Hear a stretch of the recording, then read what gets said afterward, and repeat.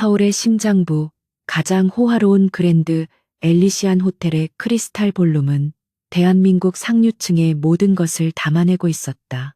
거대한 샹들리에에서 쏟아지는 빛은 수천 개의 크리스탈에 반사되어 홀 전체를 다이아몬드 가루처럼 반짝이게 만들었다.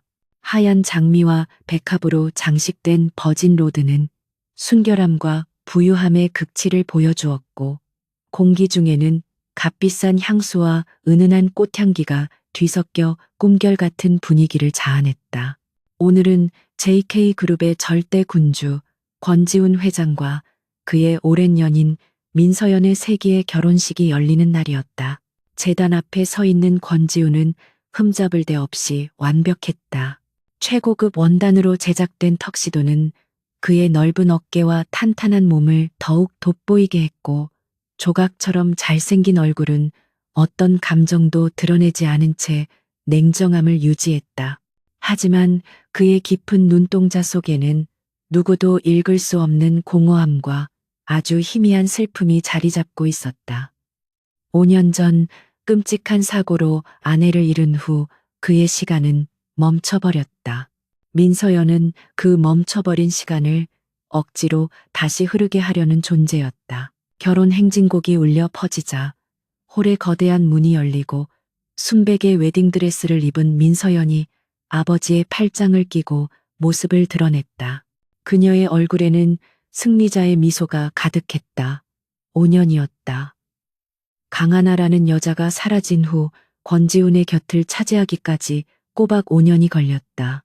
그녀는 그의 슬픔을 위로하고 무너진 마음의 빈틈을 파고들며 마침내 오늘 JK그룹의 안주인이라는 자리에 오르게 된 것이다. 그녀는 천천히 버진 로드를 걸으며 제단 위에 권지훈을 바라보았다. 그는 여전히 차가워 보였지만 이제 곧 자신의 남자가 될 터였다. 주례가 길고 장엄한 서사를 읊은 후 두 사람에게 물었다. 신랑 권지훈 군은 신부 민서연 양을 아내로 맞아 기쁠 때나 슬플 때나 부유할 때나 가난할 때나 건강할 때나 아플 때나 언제나 사랑하고 존중하며 평생을 함께할 것을 맹세합니까? 권지훈은 잠시 침묵했다. 그 짧은 순간 그의 뇌리를 스치는 것은 5년 전 다른 여자와 나누었던 약속이었다. 하지만 그는 이내 감정을 지우고 낮은 목소리로 대답했다. 네, 맹세합니다. 이제 민서연의 차례였다. 그녀의 눈은 기쁨으로 빛나고 있었다. 신부 민서연 양은 신랑 권지훈 군을 남편으로 맞아 주례의 목소리가 이어지던 바로 그 순간이었다. 쾅! Оглушительный звук раздался, когда массивные двери бального зала силой распахнулись. 무스통, 하하디리, 시소니체리, 문쏨. 결혼식의 성스러운 분위기는 순식간에 깨졌고 웅성거림이 파도처럼 번져나갔다. 홀의 입구, 눈부신 역광 속에서 한 여인의 실루엣이 나타났다. 그녀는 웨딩드레스 대신 몸에 딱 맞는 순백의 파워수트를 입고 있었다. 긴 생머리는 어깨 위로 흩날렸고 선글라스 너머로 보이는 붉은 입술은 도발적인 미소를 띠고 있었다. 그녀의 압도적인 아우라에 홀 안의 모든 소음이 거짓말처럼 잦아들었다. 여인은 천천히 안으로 들어섰고 그녀의 양손을 잡고 있는 두 아이와 그 뒤를 따르는 또 한 아이의 모습이 드러났다. 세 아이는 모두 똑같이 작은 턱시도를 차려입고 있었고 그 얼굴은 제단 위에 서 있는 권지훈의 어린 시절을 그대로 복사해 붙여넣은 듯했다. 민서연의 얼굴에서 핏기가 사라졌다. 그녀는 자신의 눈을 의심하며 중얼거렸다. 말도 안 돼. 강하나? 그렇다. 5년 전 불의의 교통사고로 사망했다고 모두가 믿었던 권지훈의 아내 강하나였다. 그녀가 어떻게 살아있는 것인가? 그리고 저 아이들은 또 누구란 말인가? 권지훈은 마치 유령을 본 사람처럼 그 자리에 얼어붙었다. 그의 심장이 미친 듯이 뛰기 시작했다. 시간과 공간이 멈춘 듯 그의 세상에는 오직 천천히 자신을 향해 걸어오는 강하나와 새 아이의 모습만이 존재했다. 강하나는 수백 명의 하객들을 없는 사람처럼 취급하며 당당하게 버진 로드를 걸었다. 그녀의 또각거리는 구두 소리가 정적을 깨고 홀 전체에 울려 퍼졌다. 그녀는 마침내 제단 앞에 멈춰 서서 선글라스를 벗었다. 5년이라는 시간이 흘렀지만 그녀의 아름다움은 여전했다.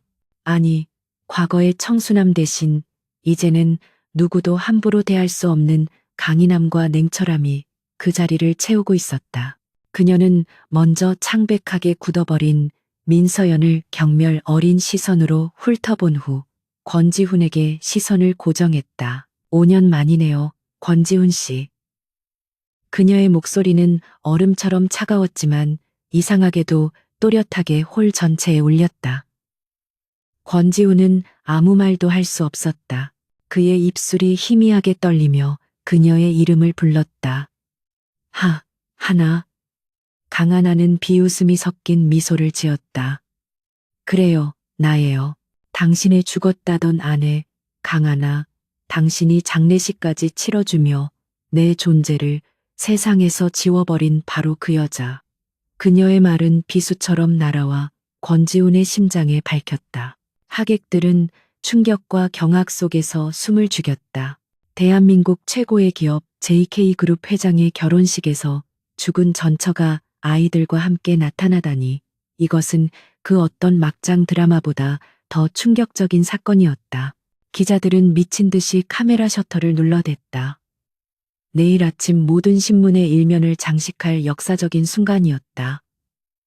민서연은 더 이상 참지 못하고 비명을 질렀다. 넌 죽었잖아. 어떻게 살아있는 거야? 그리고 저 애들은 뭐야?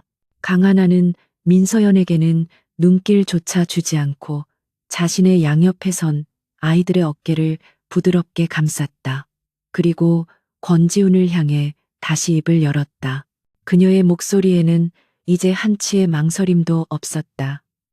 이 결혼 반대합니다. 법적으로 나는 여전히 당신의 아내이고 이권 사모님이라는 자리는 처음부터 내 것이었으니까.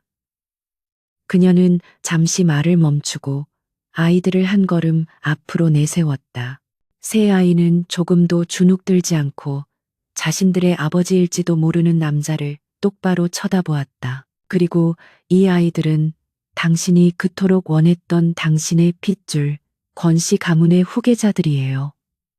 강하나의 마지막 말은 핵폭탄처럼 결혼식장을 초토화시켰다. 권지훈은 아이들의 얼굴을 번갈아 쳐다보았다. 자신과 너무나도 닮은 얼굴, 부정할 수 없는 자신의 흔적. 그의 머릿속은 혼돈으로 가득 찼다. 지난 5년간 그를 지배했던 슬픔과 죄책감, 그리고 민서연에 대한 의무감과 새로운 삶에 대한 희미한 기대감, 그 모든 것이 한순간에 무너져 내렸다.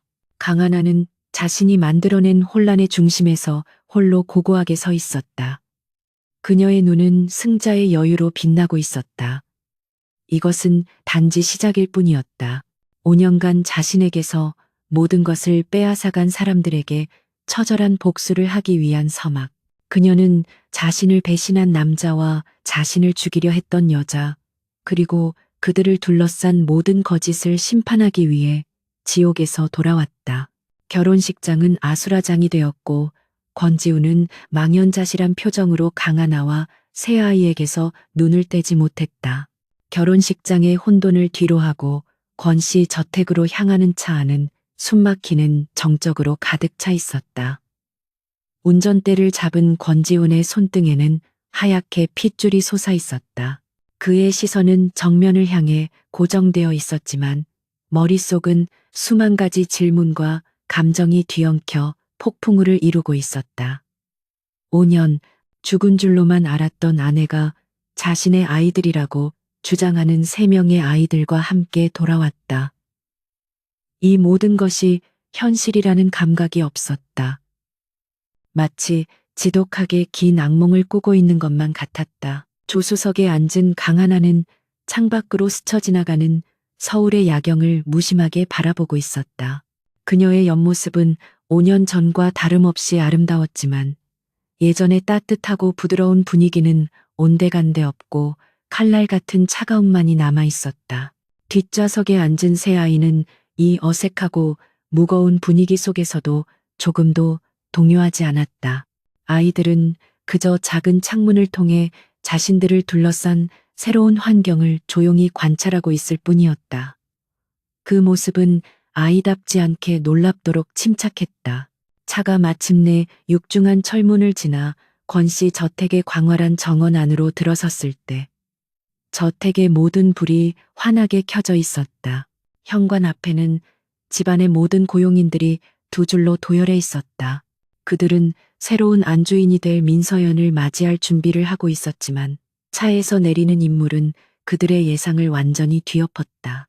먼저 권지훈이 내렸고 뒤이어 강하나와 새아이가 모습을 드러내자 고용인들은 경악을 금치 못했다. 그들의 얼굴에는 믿을 수 없다는 표정과 함께 혼란스러움이 역력했다. 사모님, 집안일을 총괄하는 박 집사가 떨리는 목소리로 중얼거렸다. 그녀는 이 집에서 20년을 일하며 강하나를 친딸처럼 아꼈던 사람이었다. 그녀의 눈에는 금세 눈물이 차올랐다. 강하나는 박 집사를 향해 희미하게 고개를 끄덕여 보였다. 그것은 무언의 인사였지만 그 안에는 많은 의미가 담겨 있었다. 권지우는 이 모든 상황을 어떻게 수습해야 할지 모른 채 그저 굳은 얼굴로 저택 안으로 들어섰다.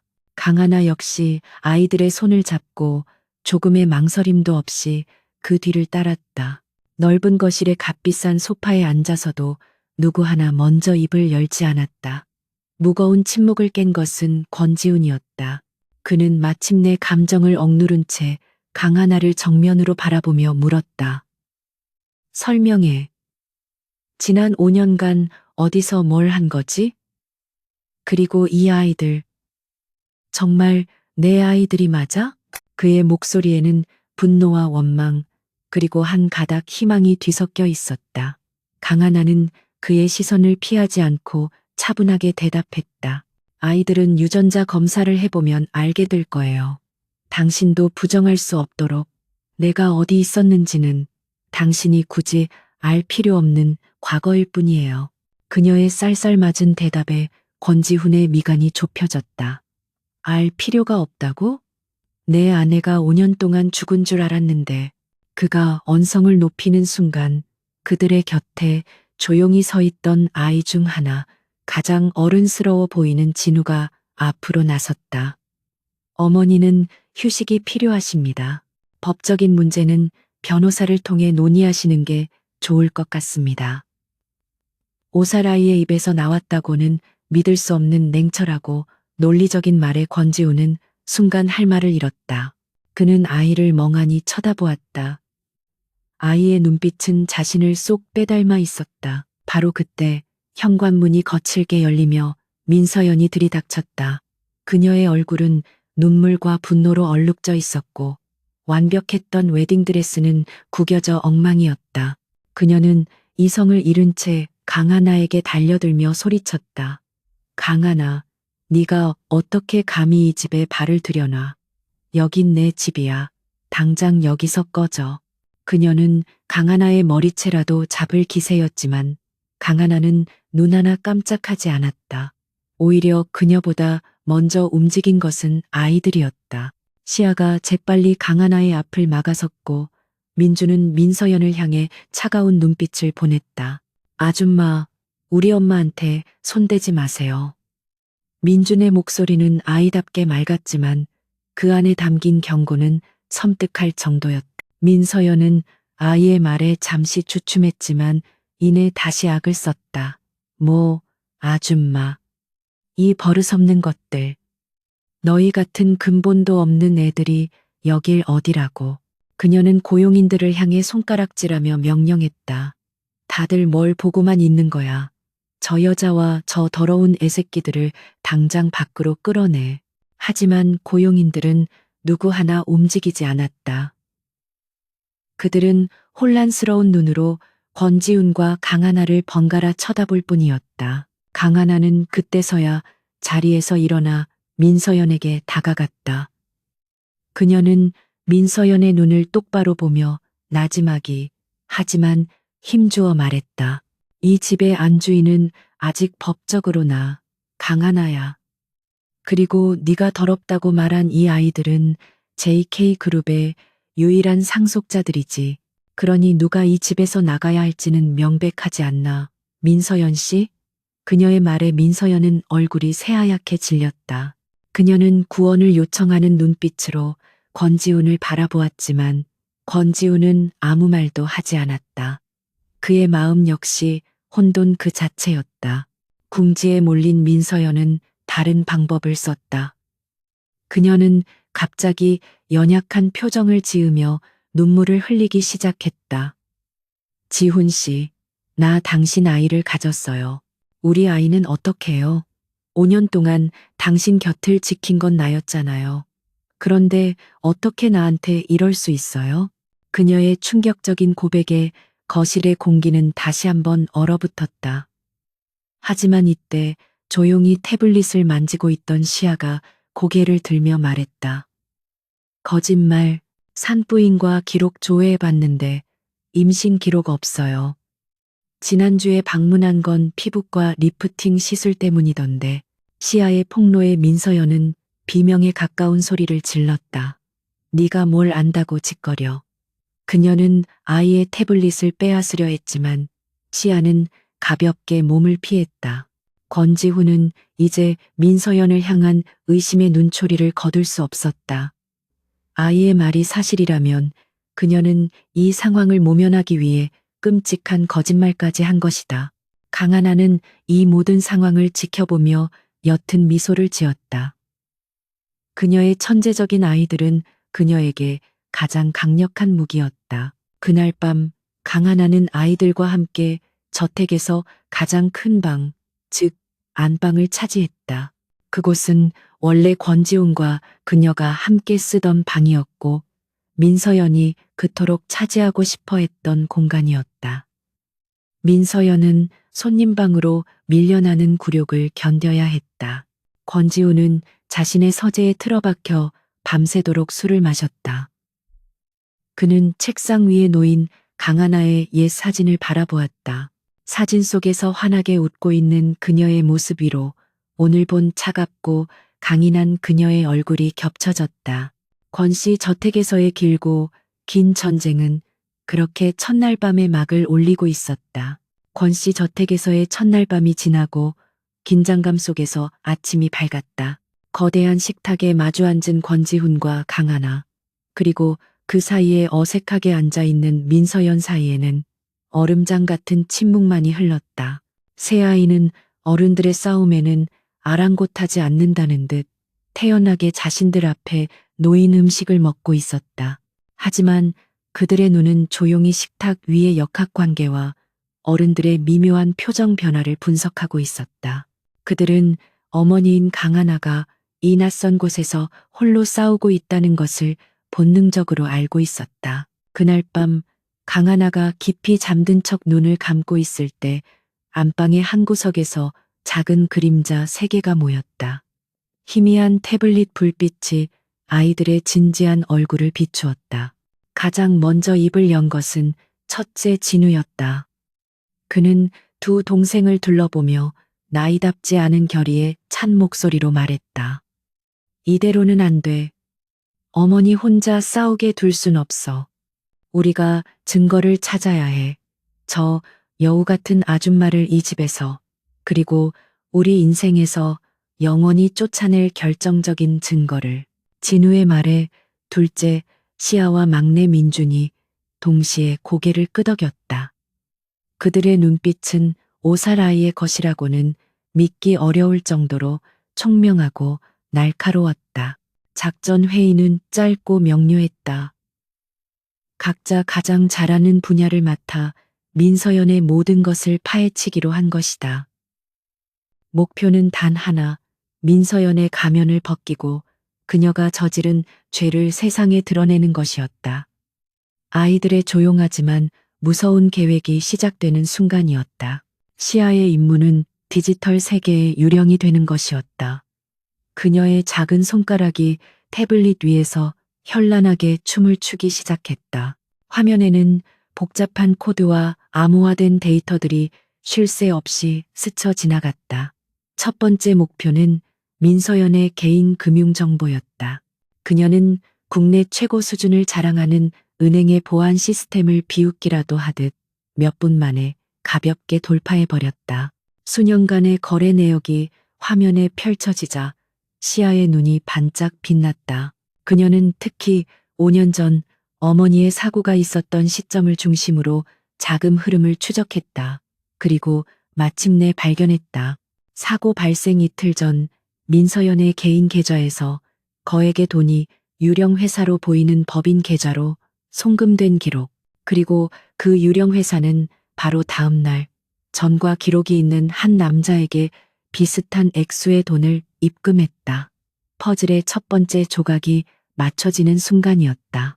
시아는 여기서 멈추지 않고 그녀의 모든 이메일과 클라우드 저장소까지 해킹에 들어갔다. 대부분의 자료는 삭제되었지만 디지털 세상에 영원한 비밀은 없었다. 시아는 삭제된 데이터 복구 프로그램을 가동시켰고 얼마 지나지 않아 의미심장한 이메일 하나를 찾아냈다. 사고 직전 민서연이 의문의 인물에게 보낸 메일이었다. 내용은 단 한 줄. 깨끗하게 처리해줘. 흔적 남기지 말고. 이것은 명백한 범죄의 증거였다. 시아는 모든 자료를 안전한 별도의 서버에 백업하며 입가에 차가운 미소를 지었다. 같은 시각 진우는 시아가 뚫어준 경로를 통해 JK그룹의 내부 서버에 접속해 있었다. 그는 해커가 아니었다. 그는 타고난 전략가이자 분석가였다. 그의 목표는 민서연의 사적인 비리가 아닌 그녀의 공적인 무능함과 부패를 증명하는 것이었다. 민서연은 아버지의 백으로 JK그룹의 자회사인 JK리조트의 개발 프로젝트를 총괄하는 상무직함을 달고 있었다. 진우는 해당 프로젝트의 모든 서류와 재무 보고서를 검토하기 시작했다. 어른들도 며칠은 좋게 걸릴 방대한 자료를 진우는 놀라운 속도로 훑어내려갔다. 그의 머릿속에서는 모든 데이터가 재구성되고 분석되었다. 그는 곧 프로젝트의 심각한 허점을 발견했다.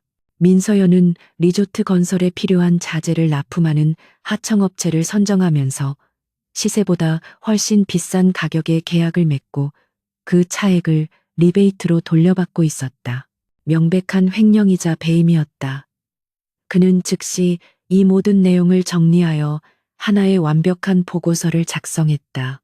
누가 보아도 민서연의 비리를 한눈에 파악할 수 있는 치명적인 보고서였다. 반면 막내 민준의 무대는 디지털 세계가 아닌 현실 세계, 바로 권씨저택 그 자체였다. 그의 무기는 해킹 기술이나 비상한 두뇌가 아닌 그 누구도 저항할 수 없는 천사 같은 미소와 사람의 마음을 꿰뚫어 보는 통찰력이었다. 그는 낮 시간 동안 집안 곳곳을 돌아다니며 고용인들에게 자연스럽게 접근했다. 그는 절대로 의심을 살 만한 질문은 하지 않았다. 그저 순수한 아이의 호기심을 가장하여 그들의 경계심을 무너뜨렸다. 민주는 정원에서 꽃에 물을 주던 늙은 정원사에게 다가가 물었다. 할아버지, 우리 엄마도 이 꽃 좋아했어요? 정원사는 흐뭇한 미소를 지으며 옛날을 회상했다. 그럼요, 도련님. 사모님께서는 이 장미 정원을 무척 아끼셨죠. 그런데 민서연 아가씨는 예전부터 유독 이 정원을 싫어했어요. 사모님의 흔적이 있는 곳이라 그랬나 봐요. 작은 대화였지만 그 안에는 민서연의 뿌리 깊은 질투심이 담겨 있었다. 그는 또 주방에서 간식을 준비하던 박 집사에게 다가가 그녀의 옷자락을 잡아 끌었다. 박 할머니, 옛날 이야기 해주세요. 우리 엄마랑 아빠 이야기요. 박 집사는 아이의 사랑스러운 모습에 마음이 녹아내렸다. 그녀는 잠시 망설이다가 조심스럽게 입을 열었다. 한 번은 파티가 열렸는데 민서연 아가씨가 실수인 척하며 사모님의 하얀 드레스에 와인을 전부 쏟아버린 적이 있었죠. 그때는 다들 실수라고 생각했지만 지금 와서 생각해보니 글쎄요. 민주는 모든 이야기를 조용히 자신의 머릿속에 저장했다. 이 작은 증언들이 모여 민서연의 본 모습을 증명해 줄 것이었다. 그날 밤 세 아이는 다시 어머니의 침실에 모여 각자가 수집한 정보들을 공유했다. 시아가 찾아낸 수상한 거래 내역과 이메일, 진우가 작성한 JK 리조트 비리 보고서, 그리고 민준이 수집한 고용인들의 증언. 강하나는 조용히 눈을 뜨고 아이들을 바라보았다. 그녀는 처음부터 모든 것을 알고 있었다. 그녀의 눈에는 놀라움 대신 자랑스러움과 함께 서늘한 결심이 어렸다. 잘했어, 내 보물들. 이제 사냥을 시작할 시간이구나. 그녀가 아이들의 머리를 쓰다듬으며 나지막이 속삭였다. 복수의 판은 이제 막 깔리기 시작했다. 아이들의 존재를 증명하는 유전자 검사 결과서가 권지훈의 책상 위에 놓여 있었다. 99.99%. 그 차가운 숫자는 더 이상의 의심을 허락하지 않았다. 강하나는 살아 돌아왔고 새 아이는 명백히 자신의 핏줄이었다. 지난 며칠간의 혼란은 이제 부인할 수 없는 현실이 되어 그의 목을 조여왔다. 권지우는 밤새도록 서재에서 잠 못 이루고 있었다. 그의 손에는 5년 전 차마 제대로 들여다볼 용기조차 없었던 강하나의 교통사고 보고서가 들려 있었다. 슬픔과 죄책감에 눈이 멀었던 과거와 달리 그는 이제 의심이라는 새로운 렌즈를 통해 사건의 모든 기록을 샅샅이 훑기 시작했다. 보고서는 너무나도 단순하고 명료했다. 졸음운전을 하던 화물 트럭이 중앙선을 침범해 강하나의 차를 들이받았고 차는 절벽 아래로 추락하며 폭발했다. 현장에서 발견된 시신은 형체를 알아볼 수 없을 정도로 훼손되었다. 모든 것이 불행한 사고로 종결되었다. 하지만 지금 다시 보니 모든 것이 지나치게 완벽하게 맞아떨어지는 느낌이었다. 마치 잘 짜인 각본처럼 그는 책상 위에 인터폰을 눌러 자신의 비서, 김 비서를 호출했다. 몇 분 지나지 않아 단정한 모습의 김 비서가 서재로 들어왔다. 회장님, 부르셨습니까? 권지우는 그에게 사고 보고서를 내밀며 낮은 목소리로 명령했다. 5년 전 강하나 씨 교통사고 처음부터 다시 조사해. 당시 출동했던 경찰, 최초 목격자, 담당 형사, 그리고 사고를 낸 트럭 운전사까지 관련된 모든 인물의 행적을 하나도 빠짐없이 다시 확인해. 누구도 알아채지 못하게 조용히. 김 비서는 회장의 얼음장 같은 표정에서 사안의 중대함을 직감하고는 말없이 고개를 숙이고 서재를 나섰다. 과거를 파헤치기 시작하자 잊었다고 생각했던 기억들이 예고 없이 그를 덮쳐왔다. 서재 창밖으로 보이는 장미 정원을 볼 때면 햇살 좋은 오후에 정원을 거닐며 장미 향기를 맡던 하나의 미소가 떠올랐다. 그녀는 그에게 이 정원이 자신의 마음을 편안하게 해준다고 마치 집의 심장과도 같다고 말했었다. 하지만 민서연은 늘 이 정원을 싫어했다. 이제와 생각해보니 그것은 단순히 취향의 문제가 아니라 하나의 흔적에 대한 질투였을지도 모른다. 한 번은 중요한 비즈니스 만찬 자리에서 상대방의 교묘한 함정에 빠질 뻔한 적이 있었다. 그때 곁에 있던 하나가 자연스러운 대화 속에서 핵심을 찌르는 질문을 던져 위기를 모면하게 해주었다. 그녀는 그저 아름답고 상냥한 아내가 아니었다. 누구보다 총명하고 날카로운 통찰력을 지닌 동반자였다. 그는 지난 5년간 민서연이 채워주었던 위로가 사실은 텅 빈 메아리였음을 깨닫고 있었다. 그녀는 결코 하나를 대체할 수 없었다. 며칠 후 김 비서로부터 첫 보고가 올라왔다. 내용은 충격적이었다. 사고를 낸 트럭 운전사 박만철은 사고 직후 거액의 도박 빚을 모두 청산하고 가족과 함께 필리핀으로 출국한 뒤 종적을 감췄습니다. 또한 당시 사건을 담당했던 최 형사는 사건을 단순 사고로 서둘러 종결한 직후 이례적으로 빠른 승진을 했습니다. 보고를 듣는 권지훈의 표정은 점점 더 굳어갔다.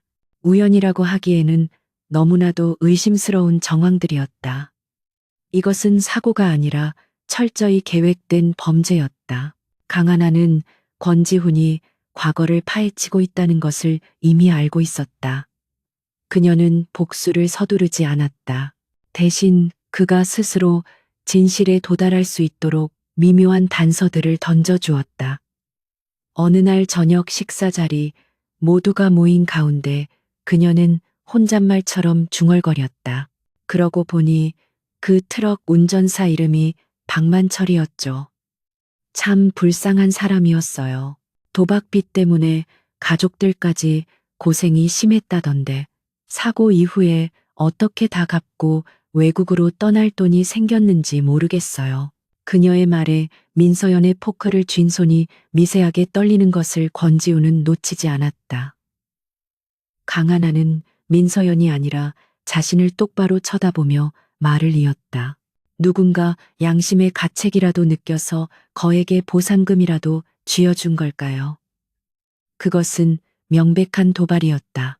그녀는 권지훈에게 진실을 찾으라는 무언의 메시지를 보내고 있었다. 그는 그날 밤 김 비서에게 박만철의 자금 출처를 집중적으로 추적하라는 추가 지시를 내렸다. 권지훈은 의심의 조각들을 맞춰가며 민서연을 떠보기 시작했다. 그는 서재에서 오래된 앨범을 꺼내보던 중 민서연에게 아무렇지 않은 척 물었다. 서연아, 하나 씨 사고 나던 날 오후에 우리 같이 청담동 갤러리에 있었지?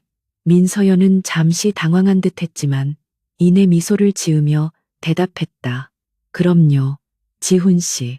그날 그림 구경하고 같이 저녁도 먹었잖아요. 지훈 씨가 너무 힘들어해서 제가 계속 곁에 있었는데, 하지만 권지훈의 기억은 달랐다. 그날 오후 그는 회사에 있었다. 그리고 그가 보고 있는 앨범 속 사진에는 바로 그날 저녁 회사 창립 기념 파티에서 하나와 함께 찍은 사진이 들어 있었다. 민서연은 그 파티에 초대받지 못했다. 그녀의 거짓말은 너무나도 쉽게 드러났다. 그는 더 이상 묻지 않았다. 하지만 그녀를 향한 신뢰는 산산조각 나버렸다. 지난 5년간 그녀가 들려주었던 위로의 말들이 모두 가증스러운 연극이었음을 깨달았다. 그날 늦은 밤 권지우는 차를 몰아 한강이 내려다 보이는 언덕에 차를 세웠다. 그때 김 비서로부터 메시지 한 통이 도착했다. 트럭 운전사 박만철에게 돈을 입금한 유령 회사의 실소유주를 찾아냈다는 내용이었다. 그는 떨리는 손으로 첨부된 파일을 열었다. 서류상에 적힌 이름은 그의 눈을 의심하게 만들었다. 민동진. 민서연의 아버지이자 JK그룹의 오랜 파트너인 명성건설의 회장이었다. 모든 퍼즐 조각이 맞춰졌다. 민서연과 그녀의 아버지가 이 모든 것을 계획했다. 그들은 하나를 죽이고 지난 5년간 자신을 철저히 속여왔다. 배신감과 함께 참을 수 없는 분노가 그의 온몸을 휘감았다. 그는 운전대를 강하게 움켜쥐었다. 손마디가 하얗게 변할 정도였다. 감춰져 있던 추악한 과거가 마침내 그 모습을 드러내기 시작했다. 그리고 그 진실의 끝에는 상상조차 할 수 없는 거대한 어둠이 도사리고 있었다. 권지훈의 서재에서 시작된 비밀스러운 조사는 민서연의 숨통을 서서히 조여오고 있었다. 그녀는 본능적으로 위험을 감지했다. 자신을 바라보는 권지훈의 눈빛은 더 이상 과거의 동정심이나 애정이 담겨 있지 않았다. 그 눈빛은 이제 차가운 의심과 경계심으로 가득 차 있었다. 저택의 고용인들조차 노골적으로 강하나의 편에 서서 자신을 투명인간 취급하기 시작했다. 5년간 공들여 쌓아올린 성이 모래성처럼 무너져 내리고 있었다. 이대로 가다가는 모든 것을 잃게 될 것이라는 공포가 그녀를 덮쳤다. 궁지에 몰린 쥐는 고양이를 무는 법이다. 민서연은 더 이상 수세에만 머물러 있을 수 없다고 판단했다. 그녀는 자신의 아버지 명성건설의 민동진 회장에게 전화를 걸어 떨리는 목소리로 말했다. 아버지, 이대로는 안 되겠어요. 권지훈이 뭔가를 알아챈 것 같아요.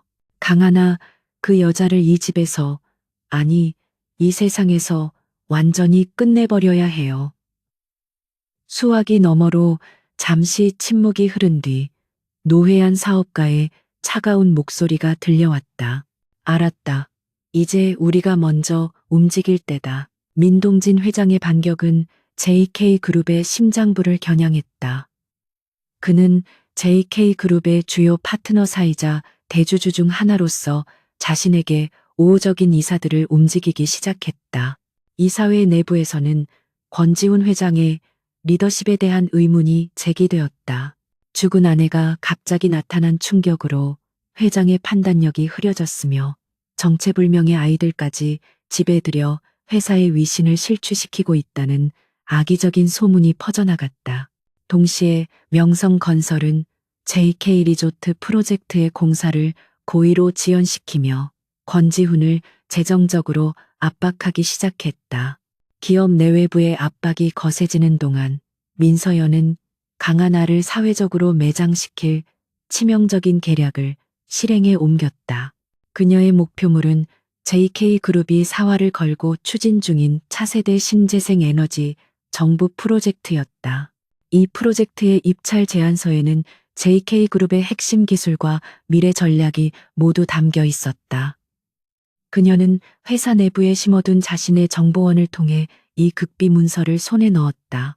그리고는 문서의 일부 내용을 교묘하게 편집하여 JK그룹의 최대 경쟁사인 태양그룹과 한 학명 높은 연예 매체 기자에게 동시에 흘렸다. 이틀 후 대한민국은 발칵 뒤집혔다. 모든 언론과 뉴스의 헤드라인이 JK그룹의 기밀 유출 사건으로 도배되었다. JK그룹 정부 프로젝트 핵심 기술 유출.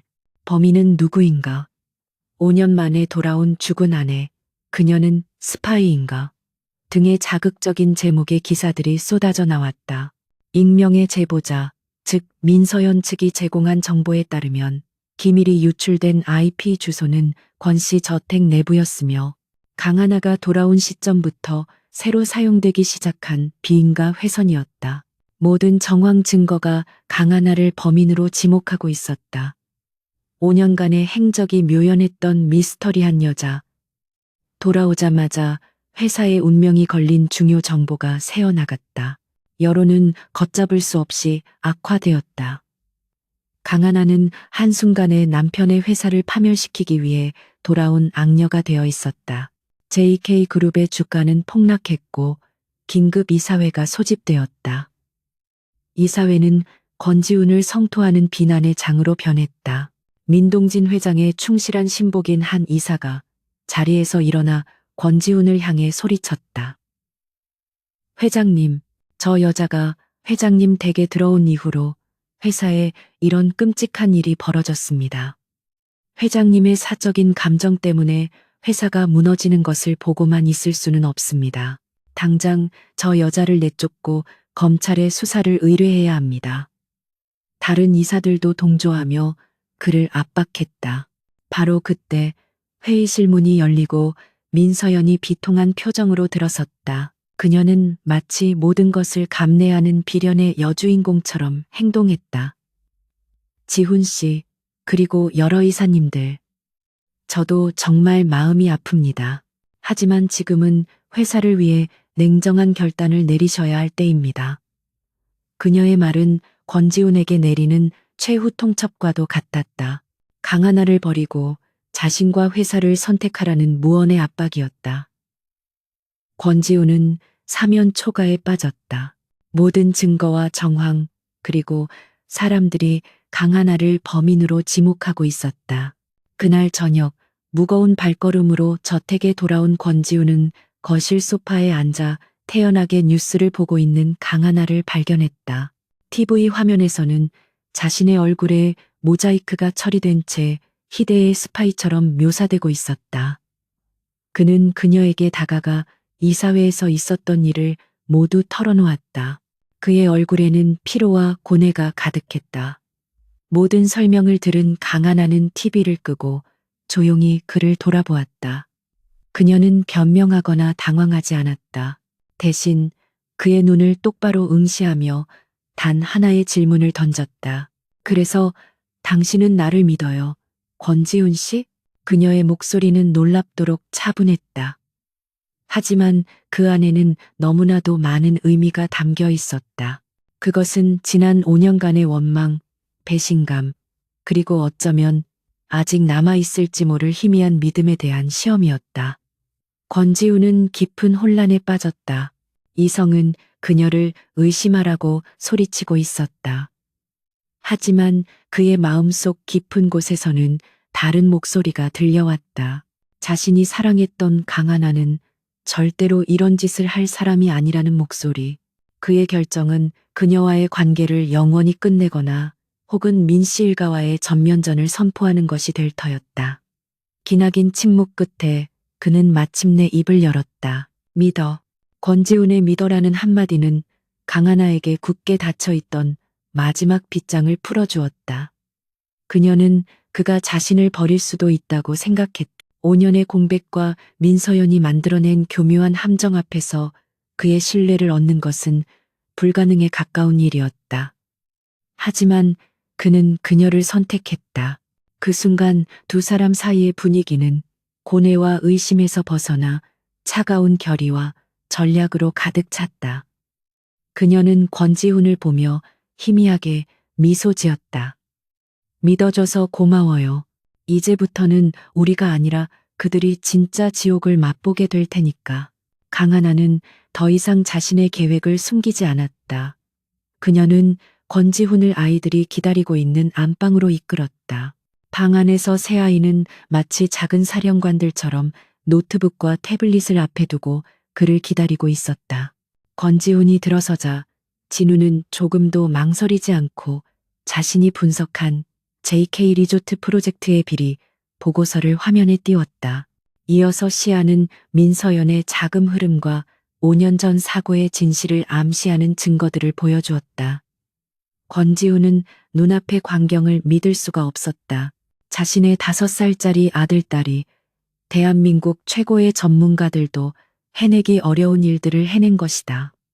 충격은 곧 경탄으로 그리고 무한한 신뢰로 바뀌었다. 이 아이들은 그의 가장 강력한 아군이었다. 반격의 첫 번째 목표는 강하나의 누명을 벗고 진정한 내부의 적을 가려내는 것이었다. 강하나는 이사회에서 자신을 가장 맹렬하게 공격했던 박 이사를 지목했다. 아마 저 사람이 민동진 회장의 끈앞풀일 거예요. 우리에게 필요한 건 그가 스파이라는 결정적인 증거죠. 시아가 자신 있다는 듯 고개를 끄덕였다. 걱정 마세요, 엄마. 그 아저씨의 디지털 발자국은 제가 전부 찾아낼 수 있어요. 시아의 작은 손가락이 다시 한번 태블릿 위를 날아다녔다. 민서연이 꾸민 함정은 교묘했다. 하지만 그녀는 진짜 해커의 집요함을 얕보았다.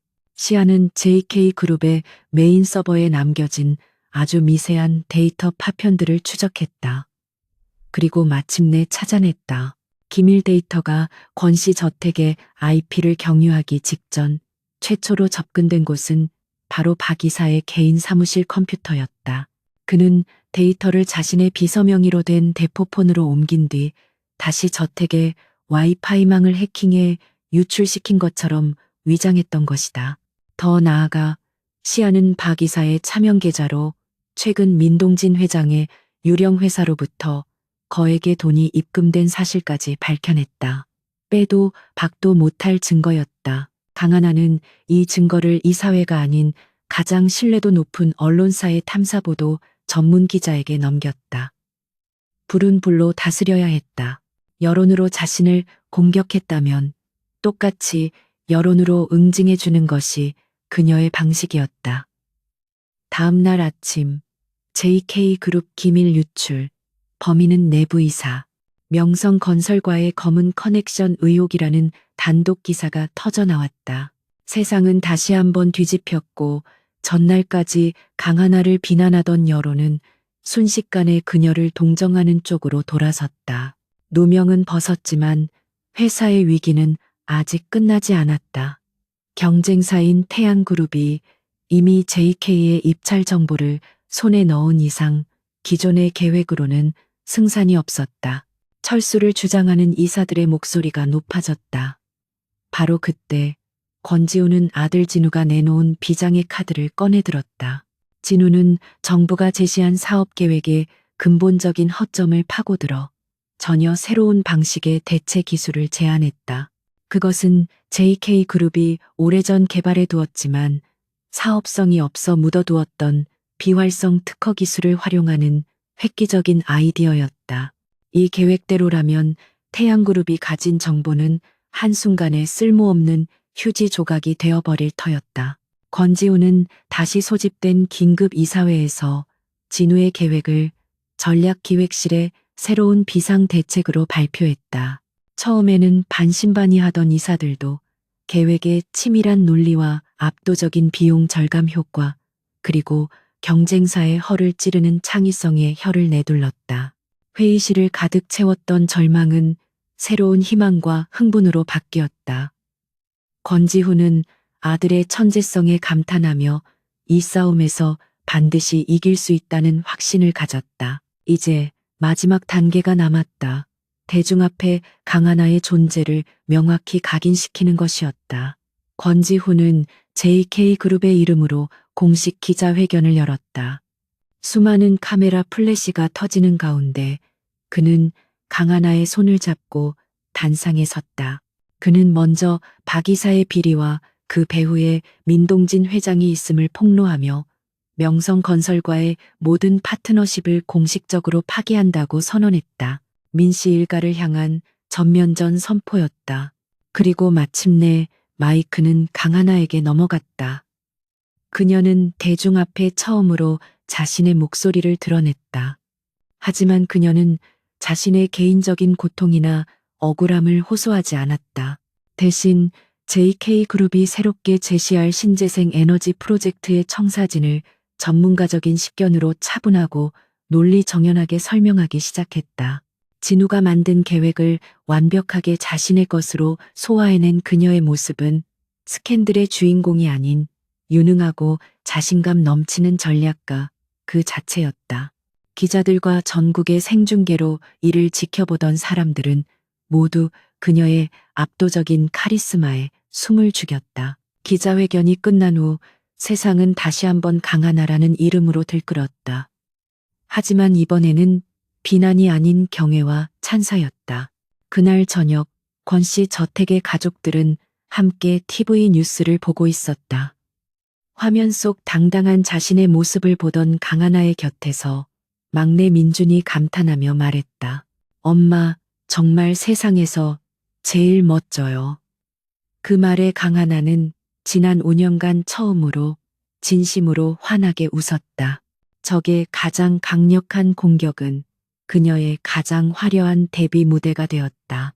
같은 시각 자신의 저택에서 이 모든 것을 지켜보던 민서연은 분노를 이기지 못하고 와인잔을 벽에 던져 박살냈다. 기자회견의 성공으로 JK그룹과 강하나는 여론전에서 완벽한 승리를 거두었다. 하지만 권지우는 이것이 끝이 아님을 알고 있었다. 민서연과 민동진 회장에게 법적인 책임을 묻고 그들을 사회적으로 완전히 매장시키기 위해서는 5년 전 사고의 진실을 담은 결정적인 증거, 즉 운전사 박만철의 증언이 필요했다. 아이들이 찾아낸 증거들은 강력한 정황이었지만 살인미수라는 끔찍한 범죄를 입증하기 위해서는 범행에 직접 가담한 자의 자백이 반드시 있어야 했다. 그는 김 비서에게 단호하고 비장한 명령을 내렸다. 필리핀에 숨어 있는 박만철, 무슨 수를 써서라도 찾아내 산채로 내 앞에 데려와. 이건 부탁이 아니라 명령이야. 김 비서는 회장의 눈에서 서늘한 살기를 읽었다. 이것은 단순한 진실 규명이 아니었다. 아내와 아이들을 지키기 위한 한 남자의 처절한 전쟁이었다. 그는 즉시 업계 최고의 해결사들로 구성된 팀을 꾸려 필리핀 마닐라로 급파했다. 마닐라의 무덥고 혼잡한 뒷골목에서 박만철을 찾는 일은 쉽지 않았다. 그는 유령처럼 자신의 흔적을 지우며 살아가고 있었다. 해결사 팀은 며칠 동안 허탕을 치며 그의 행방을 쫓았다. 그들은 그가 드나들었을 법한 불법 도박장과 싸구려 술집들을 샅샅이 뒤졌다.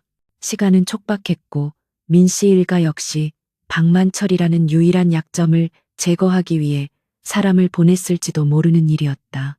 팽팽한 긴장감 속에서 마침내 한 낡은 아파트에서 그를 찾아냈다는 연락이 왔다.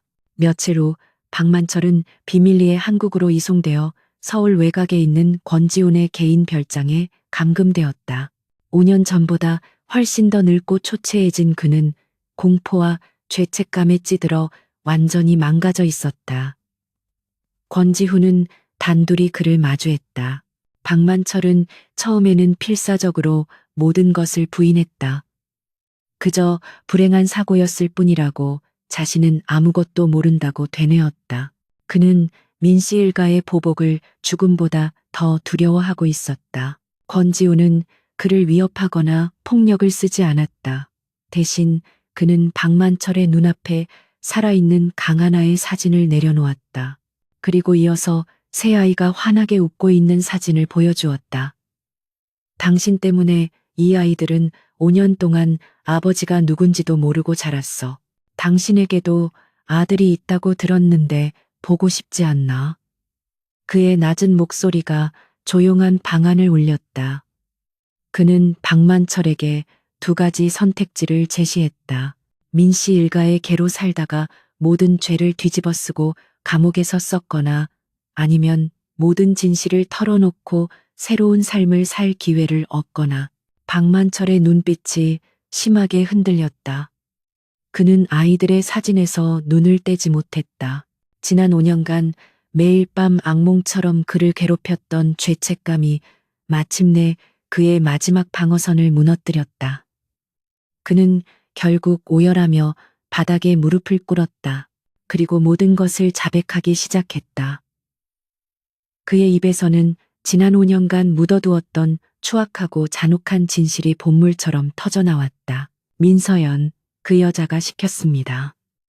도박 빚으로 사채업자들에게 쫓기고 있을 때 그 여자가 저를 찾아왔습니다. 박만철은 떨리는 목소리로 그날의 만남을 상세히 묘사했다. 민서연은 그의 모든 빚을 갚아주고 필리핀에서 새 출발을 할 수 있는 거액의 돈을 제시했다. 조건은 단 하나, 강하나가 운전하는 차를 절벽으로 밀어버리는 것이었다. 그녀는 실수로 보일 수 있는 최적의 시간과 장소까지 모두 계획해두고 있었다. 그의 자백 중 가장 끔찍한 부분은 다음이었다. 그 여자는 그냥 다치게 하는 게 아니었어요. 확실하게 죽이길 원했습니다. 만약 시신이 발견되더라도 신원을 확인할 수 없도록 차가 추락한 뒤에 폭발해야 한다고, 그래서 미리 차에 손을 써두었다고 했습니다. 권지훈은 주먹을 너무 세게 쥔 나머지 손톱이 손바닥을 파고드는 것도 느끼지 못했다. 민서연은 단순한 악녀가 아니었다. 사람의 탈을 쓴 악마였다. 박만철의 모든 자백은 별장 곳곳에 설치된 카메라에 고스란히 녹화되고 있었다. 권지훈은 이제 민서연의 숨통을 끊을 가장 확실한 무기를 손에 넣었다. 박만철이 실신하듯 쓰러진 후 권지훈은 홀로 방에 남았다. 진실의 무게가 그의 온몸을 짓눌렀다. 5년 동안 자신이 애도했던 아내는 살해당할 뻔했고 그동안 자신을 위로해 주었던 여자는 바로 그 살인 미수범이었다. 그는 자신의 어리석음과 무지함에 치가 떨렸다. 강하나가 겪었을 고통과 공포를 생각하자 심장이 갈기갈기 찢어지는 것 같았다. 분노와 죄책감이 뒤섞여 그의 이성을 마비시킬 지경이었다. 늦은 밤, 그는 유령처럼 저택으로 돌아왔다. 집안은 고요했다. 그는 안방문 앞에 멈춰섰다. 문틈으로 새어나오는 희미한 불빛 너머로 강하나와 아이들의 고른 숨소리가 들리는 듯했다. 자신이 하마터면 영원히 잃어버릴 뻔했던 세상의 전부였다. 그는 차가운 벽에 몸을 기댔다. 손에 들린 휴대폰에는 박만철의 자백 영상이 담겨 있었다. 모든 것을 끝낼 수 있는 심판의 칼날. 그는 마침내 휴대폰 화면 위로 뜨거운 눈물을 떨구었다. 그것은 분노와 후회, 그리고 참회의 눈물이었다. 이제 마지막 심판의 시간이 다가오고 있었다. 임시 주주총회가 열리는 날 아침, 권 씨 저택의 공기는 폭풍전야처럼 고요하면서도 팽팽한 긴장감이 감돌았다. 강하나는 결전장으로 향하는 권지훈의 넥타이를 말없이 매만져 주었다. 두 사람 사이에는 어떤 말도 필요 없었다. 서로의 눈빛 속에서 굳은 결의와 절대적인 신뢰를 읽을 수 있었다. 그들은 이제 운명 공동체이자 함께 싸우는 동지였다. 현관문 앞에서 새 아이는 나란히 서서 부모를 배웅했다. 진우가 대표로 말했다. 어머니, 아버지, 꼭 이기고 돌아오세요. 아이들의 응원은 두 사람에게 천군만마와도 같았다. 주주총회 장소는 5년 전 강하나가 처음으로 민서연의 가면을 보았던 호텔 연회장이었다. 그리고 한 달 전 강하나가 지옥에서 돌아와 거짓된 결혼식을 파탄냈던 바로 그 장소이기도 했다. 역사의 심판이 이루어지기에 이보다 더 완벽한 무대는 없었다. 연회장은 JK그룹의 주주들과 이 사진, 그리고 수백 명의 기자들로 발 디딜 틈이 없었다. 민동진 회장과 민서연은 가장 앞자리에 앉아 있었다. 그들의 얼굴에는 자신만만한 미소가 걸려 있었다. 그들은 이 주주총회가 명성건설과의 관계를 끄는 권지훈의 독단적인 경영을 심판하는 자리가 될 것이라고 믿어 의심치 않았다. 권지훈은 홀로 단상 위로 올라섰다. 차갑고 위압적인 그의 모습에 소란스럽던 장내가 순식간에 조용해졌다. 그는 준비된 경영 보고서를 옆으로 밀어놓고 전혀 예상치 못한 이야기로 연설을 시작했다. 저는 지난 5년간 깊은 슬픔과 어둠 속에서 살았습니다. 그리고 그 어둠 속에서 저를 위로해준 한 사람을 굳게 믿었습니다. 하지만 오늘 이 자리에서 그 믿음이 얼마나 끔찍하고 추악한 거짓 위에 세워진 것이었는지 모든 것을 밝히려 합니다. 그의 서늘한 목소리는 연회장 전체에 울려 퍼졌고 사람들은 숨을 죽였다. 권지훈이 손짓하자 연회장의 모든 조명이 꺼지고 단상 뒤에 거대한 스크린이 켜졌다. 화면에 나타난 것은 초췌한 모습의 트럭 운전사 박만철이었다. 이어서 그의 울음 섞인 자백 영상이 재생되기 시작했다. 민서연, 그 여자가 시켰습니다. 돈으로 저를 매수하고 강하나 씨를 죽이라고 했습니다. 박만철의 목소리는 민서연이 어떻게 자신에게 접근했는지, 얼마나 치밀하게 사고를 계획했는지, 그리고 차를 폭파시켜 신원 확인조차 불가능하게 만들려 했던 그녀의 잔혹한 계획까지 모든 것을 상세하게 토해냈다. 연회장은 거대한 충격에 휩싸였다. 사람들의 시선은 일제히 스크린과 민서연의 얼굴을 오갔다. 그녀의 얼굴은 새하얗게 질려 있었다.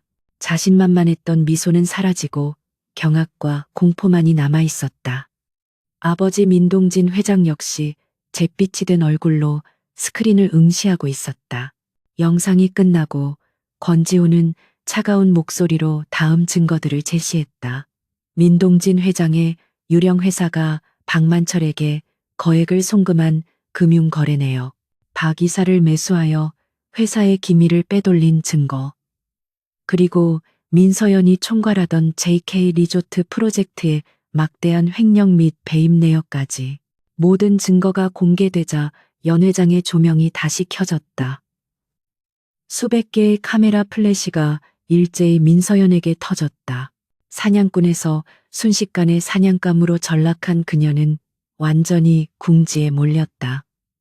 모든 것을 잃었다는 절망감과 수치심에 그녀의 이성은 마침내 끊어지고 말았다. 그녀는 자리에서 벌떡 일어나 히스테릭하게 소리치기 시작했다. 거짓말이야. 저건 전부 권지훈이 조작한 거야. 저 여자를 차지하려고 나를 모함하는 거라고. 하지만 그녀의 발악은 곧 분노에 찬 자백으로 바뀌었다. 그녀는 어느새 단상 옆에 조용히 서 있는 강하나를 손가락으로 가리키며 악을 썼다. 그래, 내가 그랬다. 어차피 죽일 년이었어. 네가 처음부터 나타나지 않았더라면 지훈 씨도 JK그룹 안주인 자리도 전부 내 것이었어. 모든 걸 가진 네가 감히 내 것을 빼앗아 갔어. 넌 죽어 마땅해. 그녀의 끔찍한 절규는 그녀 스스로가 범인임을 만천하에 인정하는 꼴이 되었다. 바로 그 순간이었다. 연회장의 육중한 뒷문이 열리고 정복이 아닌 정장을 입은 형사들이 조용히 안으로 들어섰다. 그들은 성큼성큼 단상 앞으로 다가와 이성을 잃고 발악하는 민서연의 앞을 막아섰다. 한 형사가 차가운 목소리로 말했다. 민서연 씨, 살인 미수 및 업무상 횡령, 배임 혐의로 긴급 체포합니다. 당신은 묵비권을 행사할 수 있으며 변호사를 선임할 권리가 있습니다. 차가운 수갑이 그녀의 손목에 채워졌다. 이거나 날 건드리지 마. 아버지, 아버지. 민서연의 비명소리가 연회장에 울려 퍼졌다. 그녀는 짐승처럼 발버둥치며 형사들에게 끌려나갔다. 민동진 회장은 망연자실한 표정으로 주저앉아 버렸다. 권지훈은 그 모든 광경을 얼음처럼 차가운 눈으로 지켜보았다. 그의 곁에 선 강하나는 5년간 자신을 짓눌렀던 악몽이 마침내 끝났음을 직감했다. 길고 길었던 복수극의 마지막, 무너진 거짓의 벽 너머로 마침내 정의의 빛이 비치고 있었다. 민서연이 체포되고 민동진 회장이 몰락하면서 권씨 가문을 휘감았던 거대한 폭풍은 마침내 지나갔다. 세상은 JK그룹의 극적인 승리와 강하나의 화려한 귀환에 대해 떠들썩했지만 정작 폭풍의 눈이었던 권씨 저택에는 어색하고 상처 입은 침묵이 내려앉았다. 공동의 적이 사라지자 권지훈과 강하나 사이에는 지난 5년의 세월이 남긴 깊은 상처와 공백만이 남았다. 그들은 같은 공간에서 살았지만 보이지 않는 거대한 벽을 사이에 둔 채 서로를 맴돌았다. 권지훈은 참을 수 없는 죄책감에 시달렸다. 그가 조금만 더 현명했더라면, 조금만 더 그녀를 믿었더라면 5년 전의 진실을 밝혀낼 수 있었을 것이다. 그녀가 홀로 겪어야 했던 고통의 일부는 명백히 자신의 책임이었다. 그는 어떻게든 속죄하고 싶었다. 그는 권력과 부의 정점에 선 남자답게 자신이 할 수 있는 가장 익숙한 방식으로 마음을 표현하기 시작했다. 그는 그녀와 아이들에게 세상에서 가장 비싼 선물들을 안겼고 JK그룹의 지분 상당수를 그녀의 이름으로 이전하여 그녀에게 명실상부한 그룹의 2인자 자리를 주었다. 하지만 강하나는 그가 내미는 값비싼 선물들을 차갑게 거절했다. 내가 잃어버린 시간과 신뢰는 돈으로 살 수 있는 게 아니에요. 그녀는 지분 양도는 거절하지 않았다. 그것은 선물이 아니라 자신과 아이들이 마땅히 받아야 할 권리라고 생각했기 때문이다. 그녀는 아이들을 위해서 권지훈에게 예의를 갖추었지만 그 이상 다가서지는 않았다. 그녀의 마음 주위에는 5년간의 배신감과 외로움이 쌓아올린 견고한 성벽이 있었다.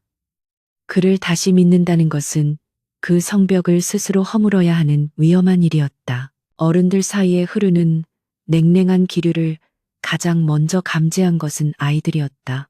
부모님의 행복이 곧 자신들의 행복이었기에 아이들은 이 보이지 않는 벽을 허물기 위해 그들만의 방식으로 움직이기 시작했다.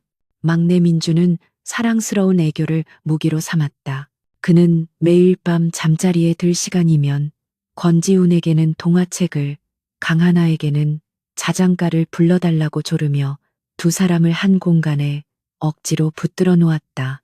그리고 산책을 나갈 때면 양손에 엄마와 아빠의 손을 각각 꼭 잡고 놓지 않았다. 엄마랑 아빠랑 같이 있으니까 세상에서 제일 좋아요. 아이의 순수한 말은 두 사람의 가슴에 작은 파문을 일으켰다. 관찰력이 뛰어난 시아는 좀 더 교묘한 방법을 사용했다. 어느 주말 오후 가족들이 모두 거실에 모여 있을 때 시아는 거대한 스마트 TV 화면의 실수로 옛날 홈 비디오를 재생했다. 화면 속에는 5년 전 풋풋하고 행복하게 웃고 있는 권지훈과 강하나의 모습이 담겨 있었다. 두 사람이 함께 떠났던 신혼여행, 정원에서 함께 장미를 가꾸던 모습, 소소한 일상 속에서 서로를 사랑스럽게 바라보던 눈빛. 과거의 행복한 기억은 외면하고 싶었던 현실을 두 사람의 눈앞에 강제로 펼쳐 보였다. 첫째 진우는 가장 어른스러운 방식으로 문제에 접근했다. 그는 그날 밤 서재에서 홀로 고뇌에 빠져 있는 권지훈을 찾아갔다. 그리고는 아이답지 않은 깊은 눈으로 아버지를 올려다보며 말했다. 아버지가 5년 동안 힘드셨다는 거 저도 알아요. 하지만 어머니는 그 5년 동안 죽음보다 더한 고통 속에서 저희 3남매를 홀로 지켜내셨어요. 미안하다는 말은 이제 충분해요. 아버지가 앞으로 저희에게 어떤 남편, 어떤 아버지가 되어주실 건지가 더 중요하다고 생각해요. 아들의 직언은 권지훈의 머리를 망치로 한 대 맞은 것처럼 띵하게 울렸다. 진우의 말은 권지훈에게 깊은 깨달음을 주었다. 속죄는 과거에 대한 사과가 아니라 미래에 대한 책임과 행동으로 증명해야 하는 것이었다. 그는 그날 이후로 변하기 시작했다. 그는 불필요한 저녁 약속을 모두 취소하고 매일 저택으로 돌아와 아이들과 함께 식사를 했다. 그는 아이들 각자가 무엇을 좋아하고 어떤 성격을 가졌는지 알아가기 위해 진심으로 노력했다. 그는 더 이상 값비싼 선물로 마음을 사려 하지 않았다. 대신 그는 자신의 시간을 온전히 가족에게 바치기 시작했다. 그리고 어느 주말 오후 그는 강하나를 그녀가 아끼던 장미 정원으로 데리고 갔다. 그는 어설픈 사과 대신 미래에 대한 자신의 계획을 이야기했다. 그는 그녀와 아이들과 함께 새로운 추억을 만들고 싶다고, 그녀가 자신을 다시 믿어줄 때까지 얼마나 오랜 시간이 걸리셔도 기다리겠다고 말했다. 그리고는 그녀에게 작은 정원 가위 한 쌍을 건네며 조용히 말했다. 당신이 그토록 좋아했던 이 정원, 이제부터는 우리가 함께 가꿔요. 당신이 허락해준다면. 그의 진심 어린 행동과 말에 강하나의 마음을 둘러싸고 있던 얼음 성벽에 마침내 균열이 가기 시작했다. 그녀는 용서한다고 말하지 않았다. 대신 말없이 그가 내민 가위를 받아들었다. 그녀의 뺨 위로 눈물 한 방울이 흘러내렸다. 그것은 슬픔이나 원망의 눈물이 아니었다. 길고 길었던 고통의 시간을 위로받고 마침내 놓아줄 수 있게 된 안도의 눈물이었다. 저택의 창문 너머로 그 모습을 지켜보던 새 아이의 얼굴에 만족스러운 미소가 떠올랐다. 상처의 치유는 더딜지라도 그들은 분명 함께 새로운 희망을 가꾸기 시작했다. 몇 달 후 대한민국 전체의 이목이 집중되었던 민서연과 그 일당에 대한 재판의 최종 선고가 내려졌다. 법원 앞은 수백 명의 기자들로 인산인해를 이루었다. 마침내 법정을 나온 검사가 굳은 표정으로 입을 열었다. 피고인 민서연, 살인미수, 업무상 횡령 및 배임, 증거 조작 등의 혐의가 모두 인정되어 징역 25년을 선고받았습니다. 공범인 민동진 회장 역시 모든 범행에 가담한 죄가 인정되어 징역 15년을 선고받았습니다. 법의 엄중한 심판이 내려지는 순간이었다. 길고 길었던 악몽은 마침내 공식적인 종결을 맞이했다. 같은 시각 JK그룹 본사 최고층 회의실에서는 새로운 역사가 쓰이고 있었다. 권지우는 이사회가 열린 자리에서 그룹의 미래 성장을 이끌어갈 신임 전략기획 본부장으로 강하나를 공식 추천했다. 일부 보수적인 이사들이 잠시 망설였지만 지난번 기자회견에서 보여준 그녀의 놀라운 통찰력과 위기관리 능력을 기억하는 이들이 더 많았다. 강하나는 단상에 올라 아들 진우의 아이디어를 기반으로 자신이 직접 완성한 JK그룹의 혁신적인 미래 비전 보고서를 발표했다. 그녀의 발표는 완벽했다. 시장에 대한 깊은 이해, 경쟁사를 압도하는 대담한 전략, 그리고 그룹의 잠재력을 극대화할 수 있는 구체적인 실행 계획까지. 그녀는 더 이상 회장님의 부인이 아니었다. 그녀는 그룹의 미래를 책임질 수 있는 유능하고 준비된 리더였다. 발표가 끝나자 회의실에서는 만장일치의 박수가 터져 나왔다. 그녀는 자신의 능력만으로 모두의 인정을 받으며 JK그룹의 핵심적인 인물로 화려하게 복귀했다. 권씨 저택은 더 이상 치열한 전쟁터가 아니었다. 그곳은 이제 따뜻한 온기와 아이들의 웃음소리가 가득한 진정한 의미의 가정이 되어 있었다. 권지우는 불필요한 모든 약속을 거절하고 매일 저녁 가족과 함께 식탁에 앉았다. 그는 더 이상 무뚝뚝하고 권위적인 총수가 아니었다. 그는 아들 진우와 함께 월스트리트 저널을 읽으며 미래 산업에 대해 토론했고 딸 시아의 복잡한 코딩 문제를 함께 풀어주며 그녀의 천재성을 응원했다. 그리고 막내 민준의 엉뚱한 유치원 이야기에 박장대소하며 다정한 아빠의 모습을 보여주었다. 강하나는 그 모든 모습을 지켜보며 마음속 깊은 곳에서부터 차오르는 평온함을 느꼈다. 그녀 역시 낮에는 그룹의 본부장으로 카리스마 넘치는 모습을 보였지만 저택에 돌아오면 아이들의 숙제를 봐주고 남편의 건강을 챙기는 따뜻한 아내이자 엄마가 되었다. 그들은 각자의 자리에서 최고가 되었고 또한 서로에게는 세상에서 가장 든든한 버팀목이 되어 주었다. 어느 늦은 밤 아이들이 모두 잠든 후 권지훈과 강하나는 둘만의 시간을 가졌다. 그들은 와인잔을 기울이며 테라스에 앉아 서울의 야경을 내려다보았다. 권지우는 조용히 그녀의 손을 잡으며 말했다. 당신과 아이들이 없었다면 나는 여전히 텅 빈 껍데기 같은 삶을 살고 있었을 거야. 나를 구원해줘서 고마워, 하나야. 다시는 당신과 아이들을 외롭게 만들지 않겠다고 내 모든 것을 걸고 약속할게. 강하나는 그의 어깨에 조용히 머리를 기댔다. 그녀의 마음을 올가매고 있던 마지막 상처의 흔적이 그의 진심 어린 고백에 눈 녹듯 사라지는 것을 느꼈다. 알아요. 당신 마음, 이제야 정말 집으로 돌아온 것 같아요. 그녀의 목소리는 편안하고 따뜻했다. 두 사람은 말없이 서로에게 기댄 채 지난 고통의 시간을 위로하고 앞으로 함께 만들어갈 행복한 미래를 그렸다. 1년 후 화창한 어느 주말 오후 권씨 저택의 넓은 정원에서는 행복한 웃음소리가 울려 퍼졌다.